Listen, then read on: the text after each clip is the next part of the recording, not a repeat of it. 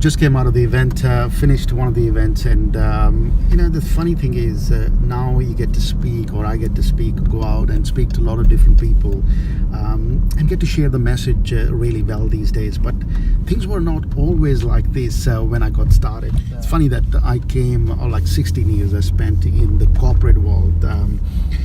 One of my biggest learnings been that I wasn't good at sales and marketing. I didn't actually know how to do that work at all. What I was good at what I was doing, right? I was really good at technical stuff. I was really good out and speaking to people, making relationships, and working behind the deck, designing systems for people. But I wasn't good at the making myself look good in front of my clients. I didn't actually know how to do it, how to stand out in that space. That was a struggle. I still remember the time, I was doing a little about 13 startup. They all failed miserably. I didn't make any money at all. I lost, say, I don't know, about $200,000 just going through that process. But I think those last few years, or last 13-14 years, were equivalent to doing an MBA at Harvard University, because what they taught me, so many big lessons, so many. I still remember the time, when I was working for a company called Oracle. I was getting paid a really good amount of money at the time, right? So, but I was still doing a side hustle. I was finishing my work, leaving my work about 5-6 o'clock in the evening, going to my developer's house, sitting right next to him, letting him design the software. We were doing all that sort of work, finishing work, and finishing that about 10 o'clock with him at nighttime, coming home, and then parking my car at driveway and thinking at the time, sitting on a driveway and thinking, am I doing the right thing?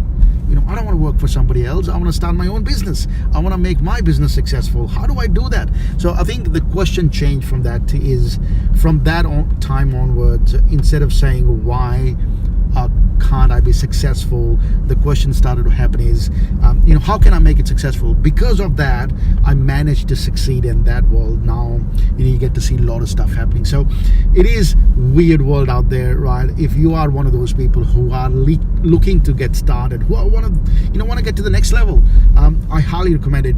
Come out of that comfort zone. Come out of that space where you are surrounded by people who are cheering you because they don't want you to get out of your comfort zone. So most of us, I know in this country especially, we all have this thing called tall poppy syndrome, right? We don't want people to get out of their comfort zone.